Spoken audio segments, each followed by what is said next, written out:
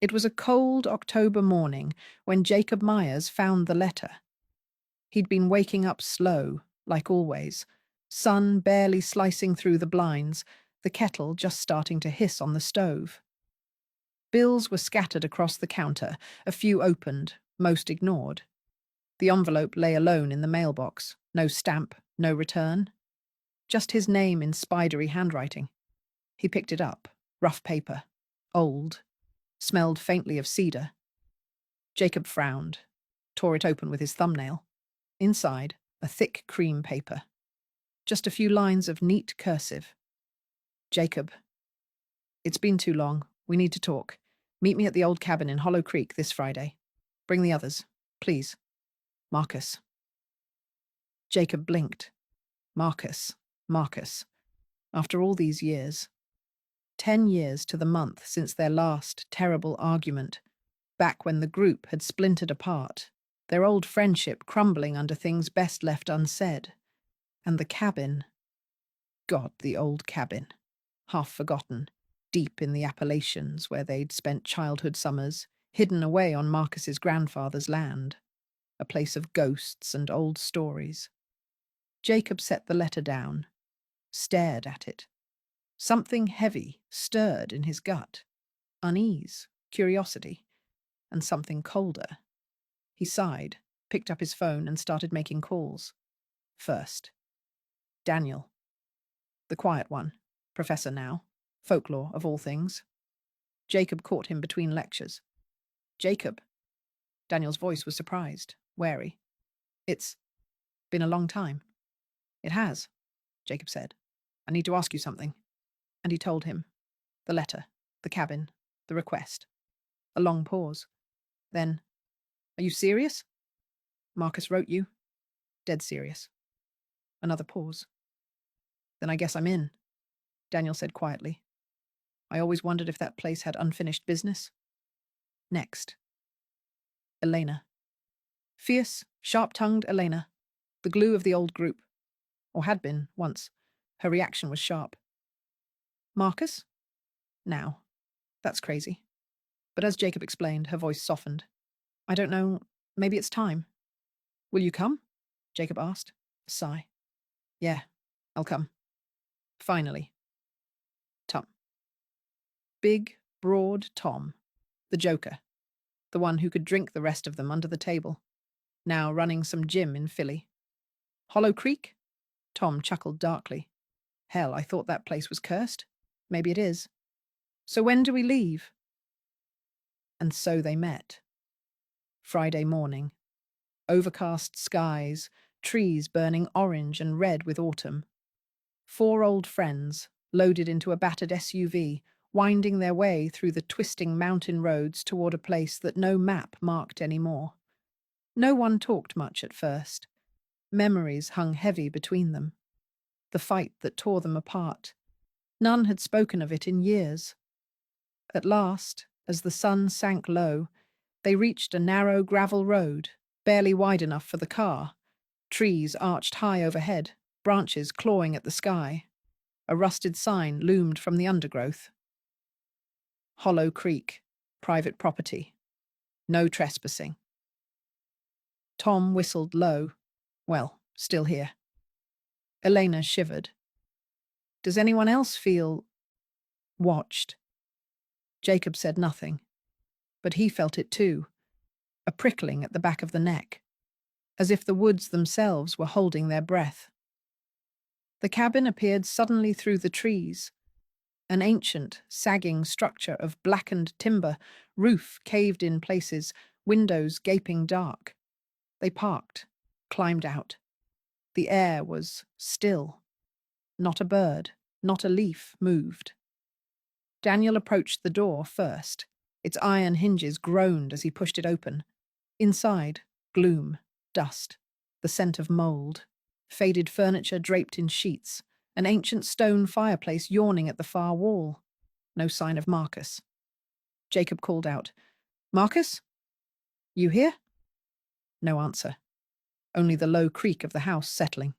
Tom grunted. Maybe he's running late. But something in Jacob's gut twisted.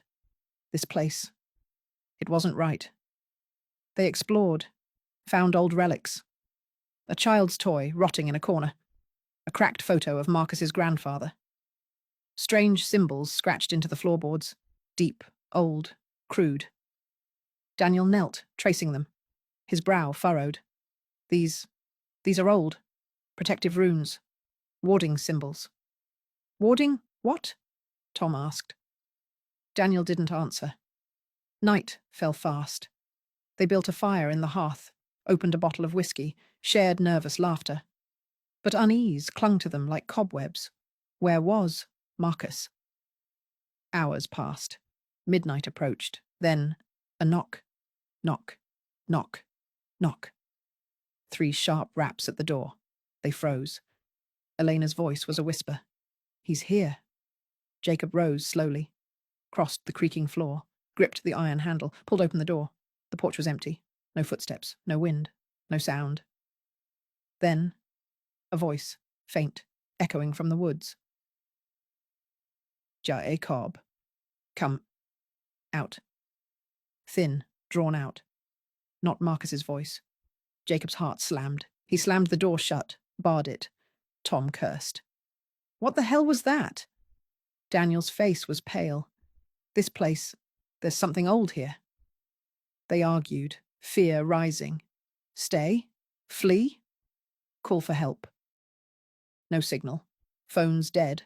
Static only. And then, a second knock. Knock. Knock. Knock. But now, from inside the walls. Elena screamed. Daniel shouted, Get together! Stay together! They huddled by the fire, weapons clutched, an old poker, a knife. Around them, the house creaked and groaned. Shadows shifted. From the walls came faint, distant whispers, words in no tongue they knew. Daniel muttered, The wards are broken. We shouldn't be here. And that was just the beginning of their night in Hollow Creek.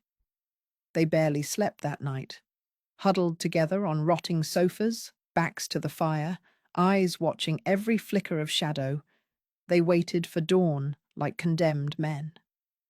Every time the wind stirred the walls, every groan of the ancient beams, every snap of wood in the fire made their hearts jump.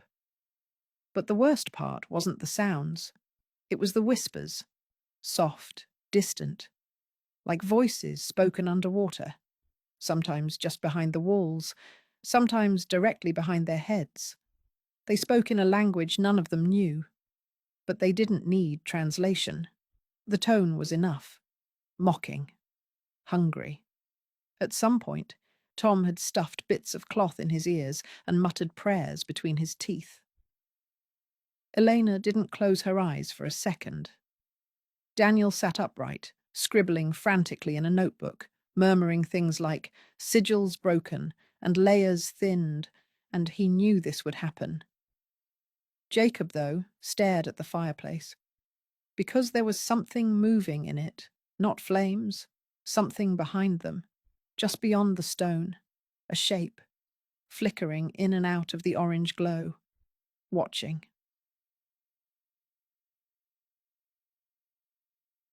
By morning, the fire was low, and the air was colder. Too cold. Breath fogged in the air. The sky outside had turned an ashen grey. We need to leave, Elena said. Everyone agreed, except Daniel. I need to show you something, he said quietly. His face was pale, dark rings under his eyes. He pulled out the notebook, laid it on the table. Drawings, sketches, the runes on the floor, copied and circled. He pointed to one in particular, a jagged symbol, like a broken sun. This is a seal, he said. Old, really old, used in Appalachian witchcraft and early European rites. So? Tom asked. What's it sealing? Daniel looked up. His eyes were bloodshot. I think a doorway. Something beneath this house, or in it. No, Jacob said. We're not doing this. We're leaving. Now. I would agree, Daniel said. But I don't think it wants us to. They tried. Oh, they tried. Backpacks on, gear packed, boots laced. They made it 50 feet from the cabin before the fog rolled in. Thick, grey, suffocating. One moment the forest was there. Tall red oaks, crisp leaves underfoot. The next, gone, completely white. I can't see, Elena shouted. Jacob turned in a circle. Everyone hold hands. Do not break the line. They tried to follow the gravel road out, but the road was gone. They walked for 20 minutes, hand in hand.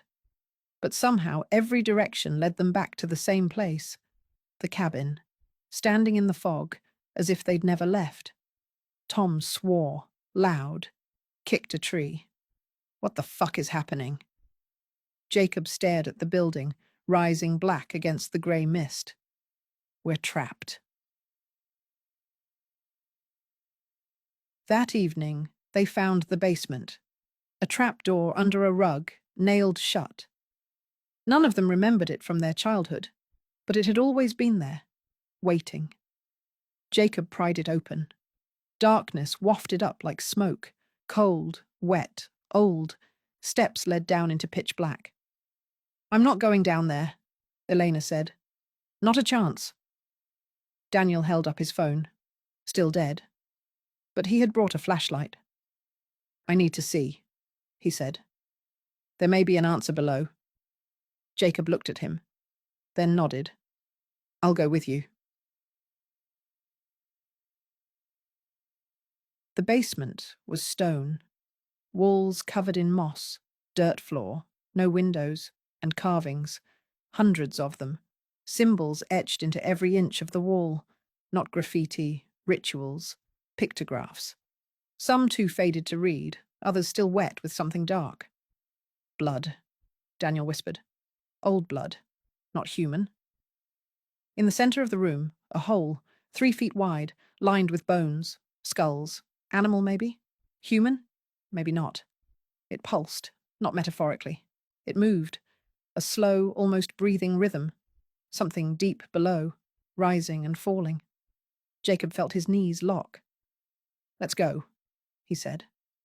But then he saw the object beside the pit, an old lantern, and under it, a piece of paper, yellowed, handwritten. He picked it up.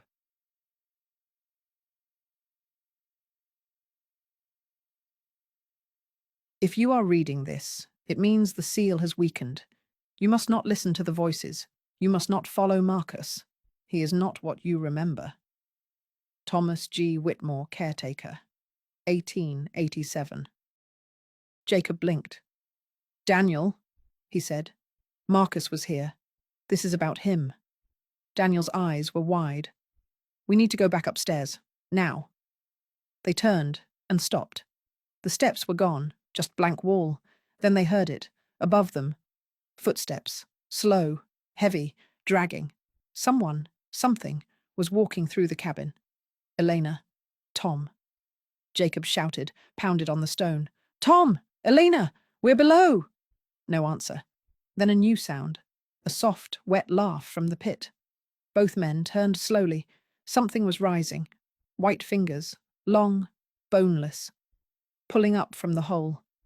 Jacob screamed. They ran. They didn't remember getting out. 1 minute, stone walls, the creature. The next, they were back in the living room, gasping, shaking. Tom and Eleanor stared at them. You both vanished, Eleanor said. We searched everywhere. Then you just appeared. Daniel looked at the fireplace. The house is thinning. We're moving between places. Places? Tom snapped. What places? Daniel didn't answer. Later, Jacob sat alone, watching the fire. The whispering was louder now. The runes under the rugs were glowing faintly, and behind the flames, the figure was back. It had Marcus's face, but the eyes were wrong. The figure behind the flames smiled. It was Marcus. Or, at least, it wore Marcus's face. Jacob froze. The thing stared through the fire, eyes black as tar, skin pale and tight across its skull. Its lips moved, but the voice that came out was not human. "Jacob," it whispered, "why did you leave me?" Then, gone.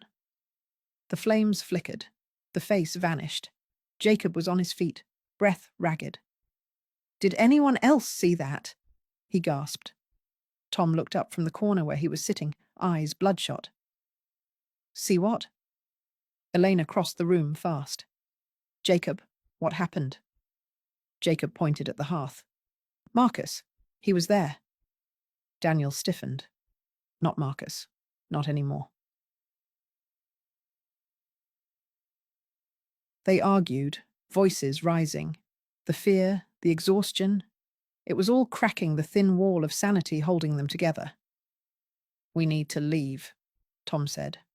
"Fog or no fog, we walk. I don't give a damn." Daniel shook his head. "If we break the wards, the thing may follow us out." "It's already here," Tom roared. Elena stepped between them. "Fighting won't help. We need a plan."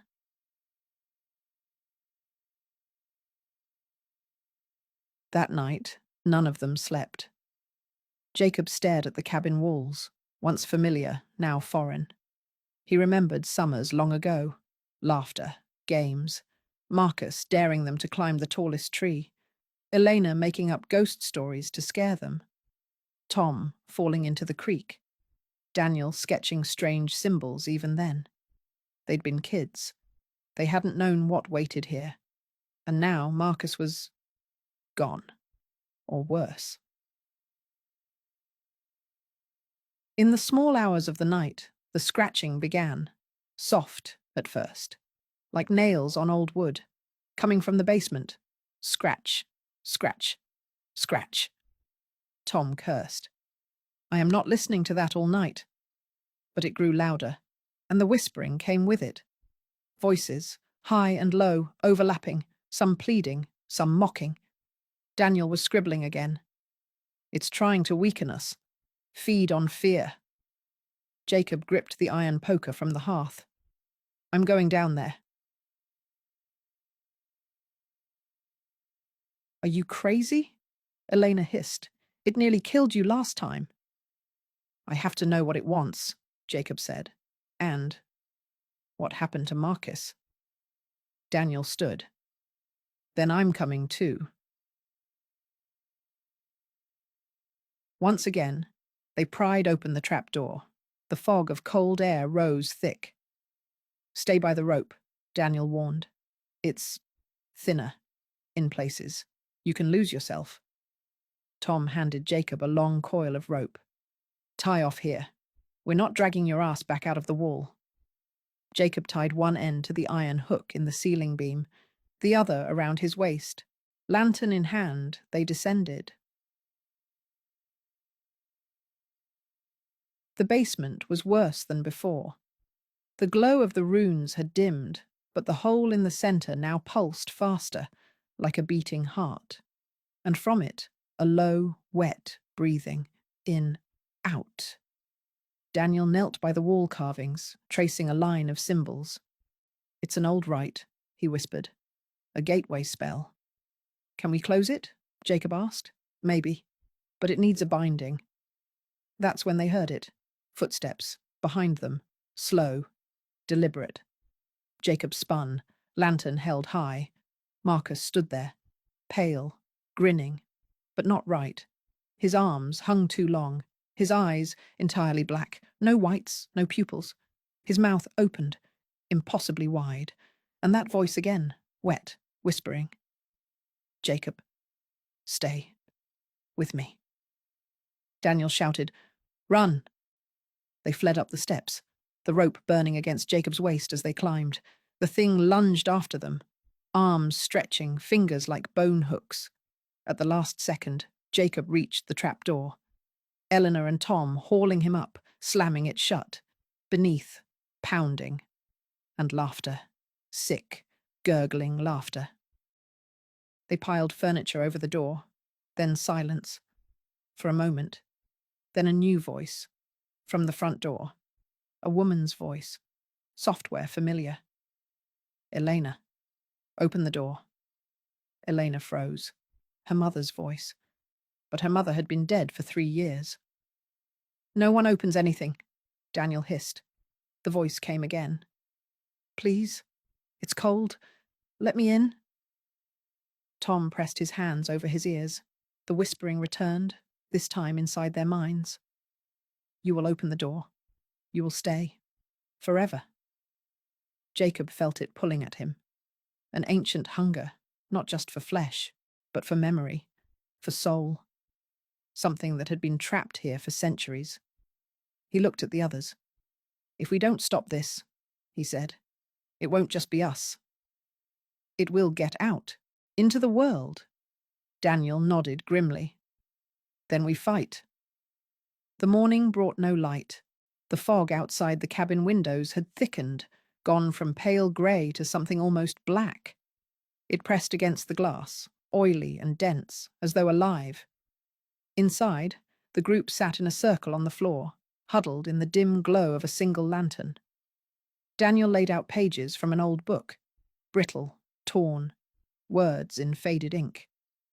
I found this, he said, voice hoarse, in the attic, hidden behind a beam. Jacob leaned closer. What is it? Ritual instructions, Daniel replied, to bind the entity. He pointed to a passage scrawled in shaky handwriting. Do not face the keeper alone.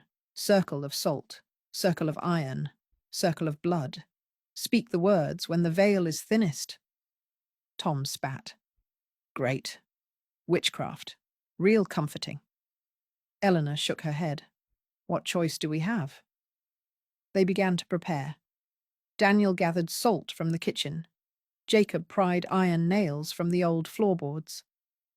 Elena cut her palm, letting blood drip into a bowl. Tom, muttering curses, set about clearing the main room, moving furniture, sweeping away dust, revealing the warped boards below. By twilight, the ritual space was ready, a wide circle in the center of the room, lined with salt, studded with iron nails, streaked with crimson. Daniel stood before it, book in hand. We wait until the veil thins, he said. Midnight. The hours crawled. The cabin groaned with each gust of unnatural wind. The whispers grew louder, clearer. Jacob heard Marcus's voice again. You left me, Jacob. Left me to die. Now, stay. Elena shivered. Her mother's voice whispered from the corner. Tom heard the voice of his dead brother. Daniel's hands trembled as he clutched the book. Midnight. The clock, stopped for days, began to chime. Dong, dong, dong. The cabin shook. The trapdoor beneath the piled furniture burst open, a blast of black fog billowing out. And from the darkness, Marcus rose. But it wasn't Marcus anymore. It was taller, twisted, skin stretched tight, mouth gaping wide, teeth too long, eyes like twin voids. The voice it spoke with was many voices, overlapping, echoing, a chorus of the dead. You will stay.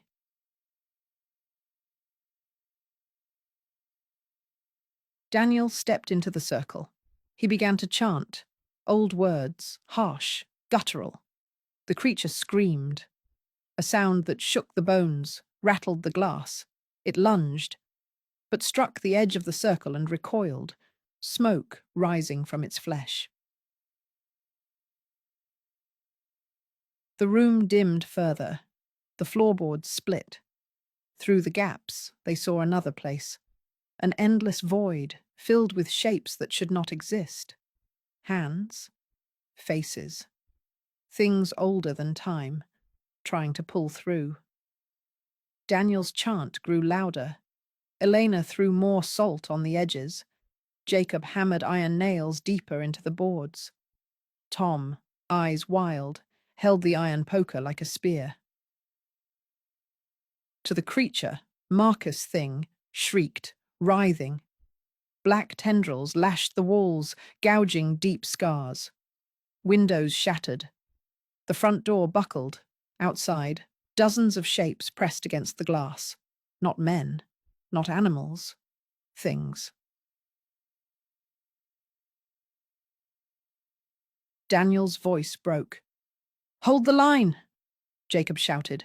The creature lunged again, this time through the circle. It struck Daniel, flung him across the room. Jacob leapt forward, face to face with the thing that wore Marcus's face. It grinned. "Brother, come." Below. The Marcus thing stood before Jacob, stretched, pale, black eyes shimmering with hunger. It grinned wider, jaw cracking with the sound of snapping bones. "Brother, you will come? Below? With me?" Jacob gripped the iron poker tighter, sweat dripping down his temples. The circle was broken, the salt scattered, nails loosened. The thing had breached the ritual. Daniel groaned from across the room, blood trickling from his scalp. Elena rushed to him, pulling him back. Tom stepped up beside Jacob, holding a broken chair leg.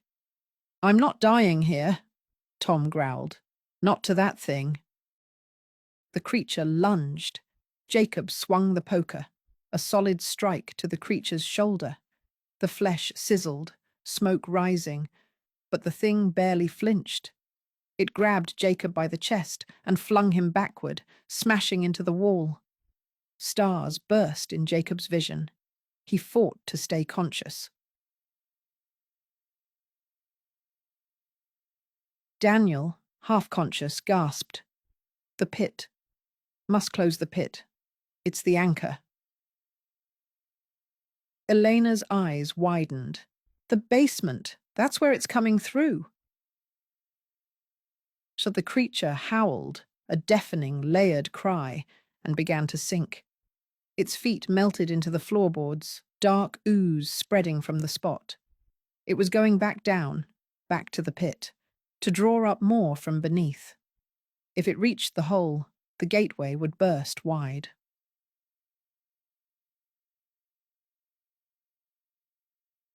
Jacob staggered up. "No choice. We stop it now, or we never leave." Grabbing more salt, the iron poker and a heavy flashlight, Jacob led the way. The others followed, bruised, pale, terrified. The trap door gaped open. Black fog coiled from the basement below, thicker than before, smelling of blood and earth and rot. The group descended. Below, the pit was wider. Bones tumbled from its edge, sucked into the darkness. A shape hung in the air. The Marcus thing, half corporeal, tendrils reaching deep into the hole, drawing forth shapes too hideous to describe. Eyes, dozens of them, opened across its body. Mouths whispered curses in dead tongues.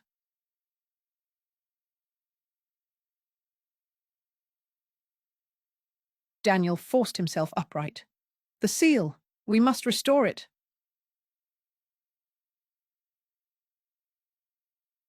Elena scattered salt around the pit. Jacob hammered nails into the stone with the iron poker. Daniel recited the chant, voice trembling but rising.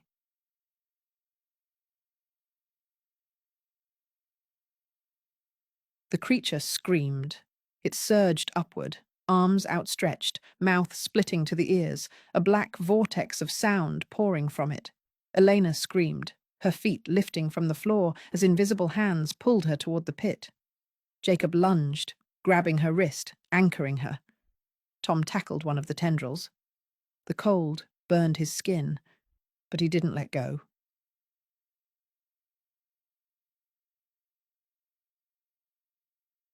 Daniel shouted louder, the final words of the binding rite. The air split. A shockwave of cold swept the basement. The creature convulsed, eyes rolling back, limbs shuddering.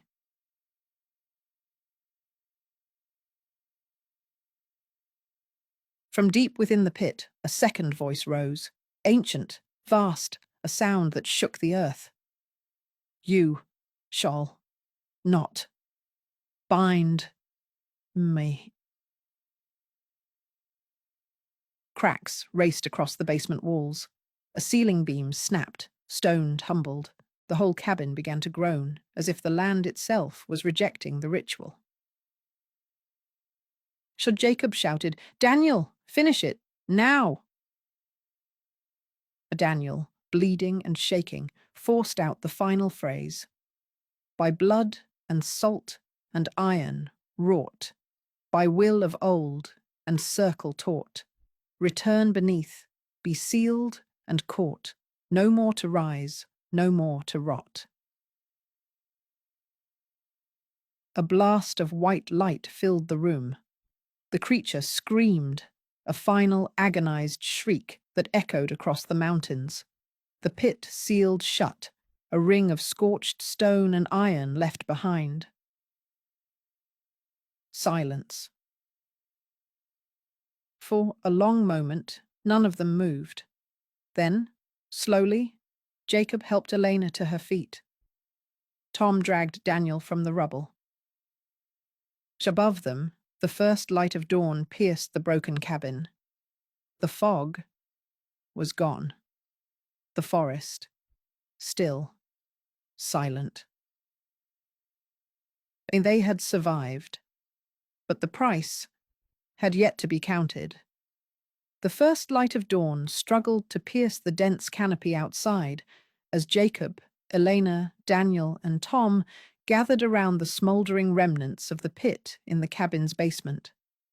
The acrid scent of burnt wood and sulphur filled the air, mingling with the damp earthiness of the stone walls. The iron circle that had sealed the pit glowed faintly, pulsating like a heartbeat. Jacob knelt beside the pit's edge, running his fingers along the twisted iron nails hammered deep into the cracked stone. "It's holding," he said, voice low. "But for how long?"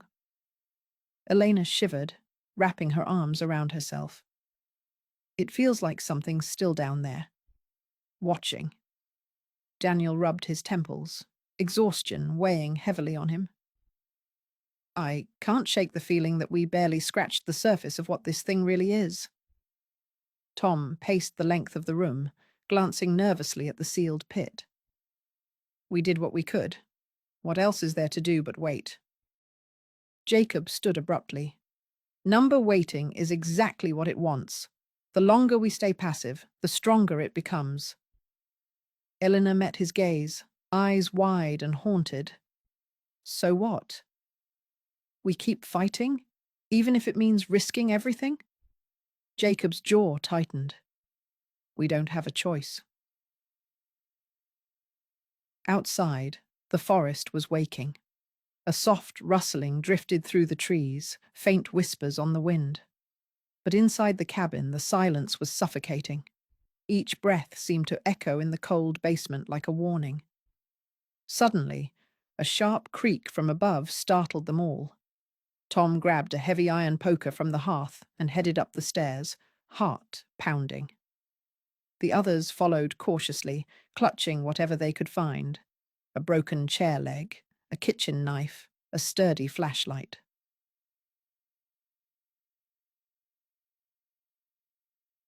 Upstairs, the cabin was eerily still.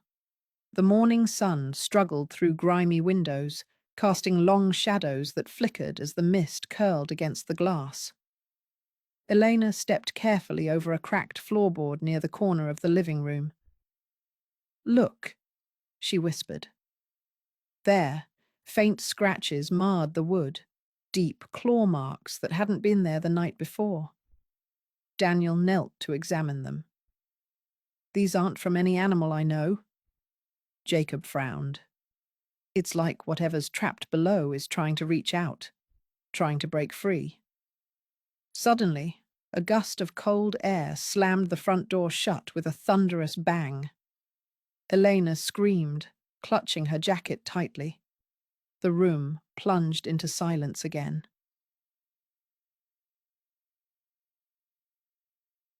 They spent the rest of the morning barricading windows and doors, salvaging what supplies they could. The journal they'd found was spread out on the kitchen table, its pages yellowed but filled with cryptic warnings and arcane symbols. "I found something," Daniel said, tracing a strange symbol with a trembling finger. This, it's the mark of the keeper, the entity that dwells beneath the pit. Jacob leaned over. "The keeper?" "Yes," Daniel said. "According to the journal, it's a guardian of some ancient curse, feeding on fear and sacrifice." Eleanor swallowed hard. "And we just woke it up." Tom slammed his fist on the table. "Then we finish what Elias started. We seal that pit forever."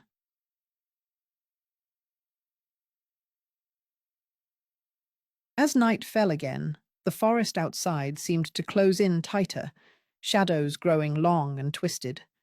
The friends gathered by the fireplace, sharing stories and trying to keep their spirits up. But the oppressive weight of the unknown hung heavily in the room. Jacob caught Eleanor's eye and forced a small smile. "We'll get through this, together." But deep down, each of them knew that what waited in the darkness was far older and far crueler than they had imagined. The chill of dawn had barely settled when the group decided they needed answers. More than just fear and ancient warnings scrawled on brittle pages. The attic called to them, a place steeped in shadow and secrets. Jacob climbed the creaking stairs first, flashlight cutting through the thick gloom. Elena followed closely, her heart pounding, Daniel and Tom bringing up the rear. The attic was a cluttered tomb of forgotten things, dust-covered trunks, faded quilts, broken furniture draped in moth-eaten sheets. Light filtered weakly through grimy windows, casting long, wavering shadows that danced like phantoms across the rafters. Near the far corner, Daniel's beam landed on a loose floorboard, its edges cracked and splintered. He knelt, prying it open carefully. Beneath lay a small, battered box, sealed with rusted hinges and a faded leather strap. With trembling fingers, Elena helped lift the box out. The air grew colder, almost electric, as they gathered around the fragile artifact. Jacob's breath caught. This has to be it, whatever Elias hid. Inside the box, wrapped in oilskin, was a weathered journal, pages yellowed and brittle, ink faded but still legible. The handwriting was hurried, filled with frantic scrawls and careful diagrams. Elena flipped open the journal, her eyes scanning the first entry aloud. "I write these words in desperation, for I fear what I have awoken. The keeper is no mere legend, but a sentinel bound to this land by blood and fire. It demands sacrifice, not of flesh alone, but of soul. Those who peer into the pit lose themselves to its endless hunger. I have tried to bind it, but the darkness resists." Tom frowned. "Soul sacrifice? That sounds like something out of a nightmare." Daniel nodded grimly. The pit wasn't just a hole. It was a door. Elias tried to lock it shut, but the keeper... It's patient. It waits for the right moment to rise. Jacob traced a shaky line in the margins, a symbol resembling a twisted serpent encircling a key. "This must be the sigil Elias used to keep the seal intact," Jacob said. "If we can recreate this, maybe we can strengthen the binding." As Elena read on, the journal told a deeper tale of horror. Townsfolk who vanished without a trace, whispered warnings ignored, and the slow creeping madness that claimed Elias himself. His last entry was barely legible. "The voices never stop. They call from beneath. The keeper's eyes are everywhere. I fear I will be next." A sudden knock on the attic hatch made them all jump. "Did anyone else hear that?" Elena whispered, clutching the journal tight. Tom edged toward the door, peering into the darkness beyond the attic stairs. Probably just the wind, or a branch. But as the knock came again, soft, deliberate, almost pleading. The hair on their necks stood on end. Later, gathered around the fireplace, the journal's words echoed in their minds. What if the keeper isn't just a thing to fight? Elena murmured. What if it's a part of this place? Of us? Daniel shook his head. Number, it's a parasite. It feeds on fear, on sacrifice, and the more we try to fight it, the more it grows. Tom slammed his fist on the table. We don't have to be its meal. We can stop it. Permanently. Jacob held up the journal, eyes burning with resolve. Then we need to understand everything. The history, the rituals, the symbols. Elias's work will be our guide. But as the fire flickered low, shadows lengthened, and a faint whisper curled through the room, too soft to catch, but unmistakable. They come. They come.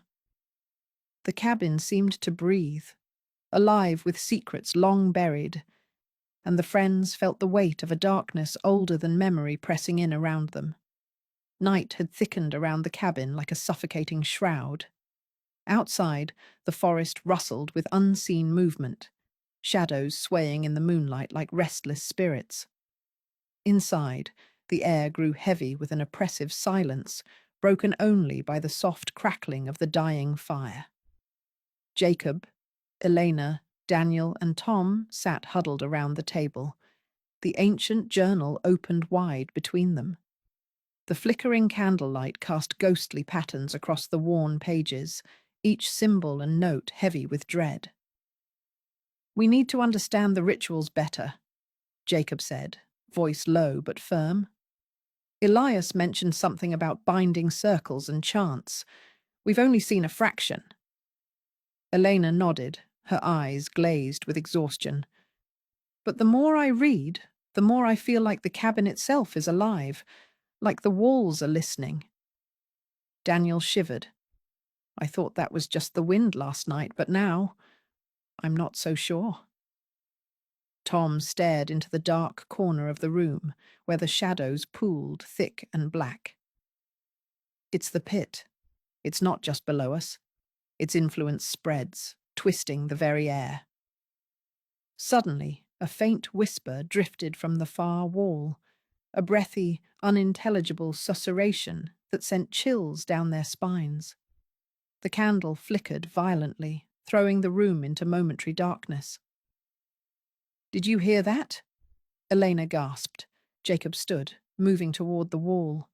He pressed his ear against the rough wood paneling, heart hammering in his chest. They come. They come. The whisper was barely audible, but unmistakably there. Elena grabbed his arm. We shouldn't listen. It's trying to lure us. Jacob shook his head. Number. If the cabin is alive, if the walls hold memories, maybe we can find answers. He began tapping the panels rhythmically, almost like a code. Suddenly, a faint outline shimmered beneath the peeling paint, a faded symbol matching the sigil from the journal. Daniel leaned closer. That's it. Elias must have carved these to keep the keeper at bay. But some are broken, Tom noted. Look at the corner. The wood's rotten, the symbols fading. Elena swallowed hard. Maybe that's why it's getting stronger. Determined, they gathered old tools from the shed, working through the night to repair and retrace the protective symbols on the walls. Sweat dripped from their brows as they painstakingly etched fresh lines, mixing ashes from the pit's remains into their paint. A ritual Elias had noted was necessary to renew the binding. As dawn neared, the cabin seemed to pulse with a new energy. The oppressive weight lifted slightly, replaced by a tense hope. But just as they finished the last symbol, a sudden crash echoed from below. The pit. They rushed down to the basement, only to find the iron circle shattered, twisted nails scattered across the floor. Jacob clenched his fists. It's breaking free. A low growl rumbled from the depths, shaking the very foundation. Elena whispered, "We have to be ready. This fight is far from over."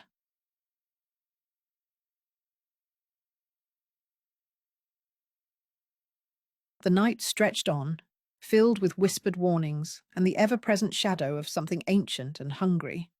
The basement air was thick and heavy, the remnants of the shattered iron circle scattered like fallen sentinels across the cold stone floor. Jacob knelt beside the twisted metal, his fingers tracing the jagged edges where the nails had torn free from the ancient wood and stone. Elena stood nearby, her eyes wide with dread, voice barely a whisper. How how did it break? We did everything right." Daniel ran a hand through his hair, frustration etched deeply into his face. "We underestimated it. The Keeper isn't just a spirit. It's a force. A slow-moving storm, relentless and patient." Tom's gaze was fixed on the gaping pit, black as night and seemingly bottomless. "Then it's coming. There's no stopping it now." Jacob's jaw tightened. "Number, we still have a chance. The seal was never meant to be permanent." Elias wrote about a second ritual, a purge, but it's dangerous. It demands more than just symbols and ashes. Elena swallowed hard, stepping closer. "What kind of sacrifice?" Jacob looked away, voice low and grim. "Blood, and something else. Something personal." A sudden chill swept through the room, carrying with it faint echoes, whispers like the rustling of dead leaves, voices just beyond comprehension. Daniel shivered. "It's here. I can feel it." The group hastened to gather their things, preparing for the ritual despite the growing dread. The journal's pages were worn, but detailed the steps: a circle drawn with consecrated ash, candles lit from ancient flame, incantations spoken in a language older than memory. As night fell, they arranged the circle at the pit's edge, each holding a candle. Elena's hands trembled as she held hers aloft. Jacob began chanting, his voice steady but strained, words twisting through the stale air like threads of silver fire. The pit seemed to respond, a deep rumble, a wind rising from its depths that extinguished their candles in a sudden gust. Darkness swallowed the basement. In the blackness, unseen hands seemed to reach for them, cold, desperate, hungry. Elena screamed. Tom gripped her arm, voice firm. "Hold on, don't let it take you." The chant faltered, but Jacob pushed through, voice rising, commanding and fierce. Light erupted from the circle, a blinding white that burned away shadows and sent the darkness recoiling.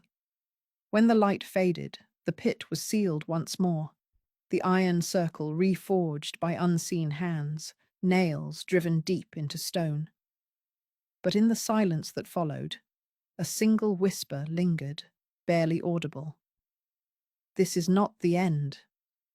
The morning light seeped weakly through the cabin's grimy windows, casting dull grey shadows over the weary faces of Jacob, Eleanor, Daniel, and Tom. Their bodies ached, minds stretched thin from the previous night's ritual and the oppressive weight of what still lingered beneath them. Jacob rubbed his eyes, staring at the iron circle now securely fastened over the pit. "We managed to hold it back, for now."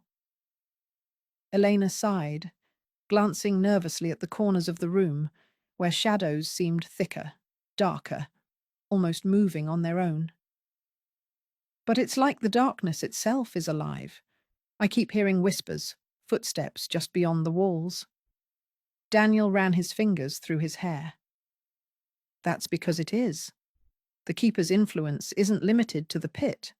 It spreads, infecting the very air we breathe." Tom paced near the door, restless and tense.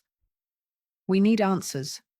If the journal is the only guide we have to dig deeper. There has to be a way to end this. Permanently."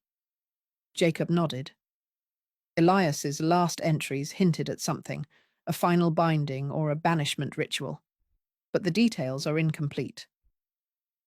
Elena's eyes fell on a faded sketch in the journal, a twisted tree with roots wrapped around a dark abyss. This symbol, it looks like the tree outside, the one near the pit. Daniel frowned. Maybe the tree is part of the curse. Maybe it's the source or the key. Suddenly, a sharp crack echoed from outside, followed by the sound of splintering wood. All four froze. Tom grabbed a lantern and moved toward the window, peering out into the dense forest. Something's here. Jacob stepped beside him, squinting. It's the tree. It's moving. The ancient oak, gnarled and twisted, bent and groaned as though alive. Its roots writhed and pulled, breaking free from the earth like serpents awakening from a long slumber. Elena gasped. It's connected to the keeper. Without warning, the ground trembled violently. The cabin shook as if caught in an earthquake. The friends scrambled outside just in time to see the tree's roots clawing toward the cabin like dark tendrils reaching for their prey. "We have to stop it," Jacob shouted. Daniel pulled from his pack a vial of shimmering powder, a substance Elias had described as purified ash from a sacred fire. "Spray this on the roots. It might slow them down," Daniel urged. With trembling hands, they scattered the powder, the roots recoiling and shrieking in a sound like cracking bone. But the reprieve was brief. From the shadow beneath the tree emerged a figure, cloaked in darkness, eyes glowing like embers. The keeper. Its voice was a low growl that seemed to rattle the very air. "You cannot escape me. The bond is eternal. The sacrifice will be complete." Jacob stepped forward, voice steady but fierce. "Not while we breathe. We will end this curse. Tonight." The sun dipped behind the horizon, casting long shadows as the battle between light and darkness braced to reach its terrifying climax. The night swallowed the forest whole, thick with fog that curled around the cabin like a living thing. Jacob, Eleanor, Daniel and Tom stood tense and ready, their breath visible in the cold air as they faced the towering figure of the keeper beneath the ancient tree. Its eyes glowed with an unholy fire, a mix of rage and hunger. The dark cloak shifted, as if woven from shadows themselves, dissolving into tendrils that slithered across the ground like smoke. "You meddle in powers beyond your grasp," the keeper's voice echoed, low and thunderous. "The sacrifice is not just a curse but a promise, blood for blood, soul for soul." Jacob tightened his grip on the iron talisman Elias had left behind, a fragment of the first seal. "We don't want to bargain," Jacob said, voice steady. "We want to end this. Now." The keeper laughed, a sound like grinding stone. "Then prove your worth. Face me, not as victims, but as challengers." Suddenly the air around them thickened. Shadows twisted and took shape. Figures of the lost souls Elias had spoken of, their faces distorted in eternal torment. Eleanor gasped as one spectre lunged at her, its icy touch sending a jolt of terror through her veins. She stumbled, but caught herself, summoning the courage she hadn't known she possessed. "We fight together," she whispered fiercely. Daniel and Tom formed a circle, chanting fragments from the journal, their voices weaving a fragile shield of light. The keeper roared and surged forward, shadows clashing against the glowing circle. Jacob stepped into the fray, holding the talisman aloft. It pulsed with a fierce light, pushing back the darkness. But the keeper was relentless, its form shifting and splitting into countless shadowy copies that swarmed them. "Stay close," Jacob yelled. "Focus on the talisman." Eleanor found herself face to face with a shadow that mirrored her every move, an evil doppelganger.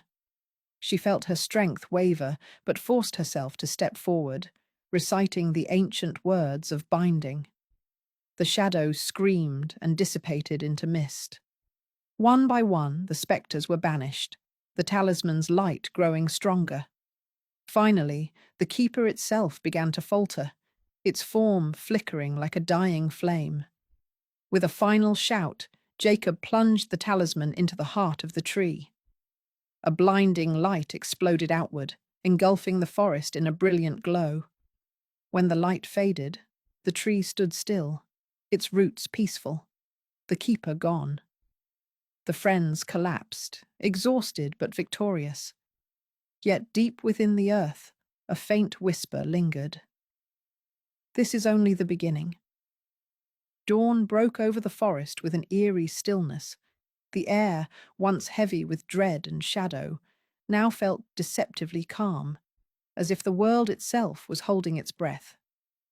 Jacob, Elena, Daniel, and Tom sat quietly outside the cabin, their bodies worn and minds heavy from the battle that had just passed. Elena stared at the ancient tree, now lifeless and still.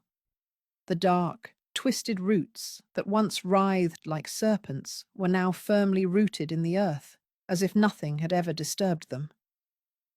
"We did it?" Tom whispered, voice barely audible. Jacob shook his head slowly. "I don't know. It feels too quiet, like the calm before a worse storm." Daniel nodded in agreement. The journal warned that the keeper's curse might never truly end. Maybe we've just postponed the inevitable. Eleanor wrapped her arms around herself, shivering despite the morning sun. What happens now? What if it comes back? Jacob's eyes were hard, but tired. "Then we'll be ready. We know the signs now. We know the rituals." They rose to their feet and stepped inside the cabin, each lost in thought. Inside, the journal lay open on the table, its pages fluttering as if moved by an unseen breeze. Elena reached out to close it, but a sudden gust slammed the cabin door shut behind them, the sound echoing like a gunshot. The fire in the hearth flickered and dimmed. A chill spread through the room. Jacob's voice broke the silence, low and steady. "It's not over." Outside, unseen eyes watched from the shadows of the trees. The forest whispered secrets only the darkness knew. And somewhere deep beneath the earth, the keeper's voice murmured, "We will meet again." The night sky was a blanket of ink, pierced by cold stars that twinkled like distant eyes watching silently. The forest lay still, almost holding its breath in anticipation. Jacob, Elena, Daniel, and Tom gathered outside the cabin, the weight of everything they had endured settling heavily on their shoulders.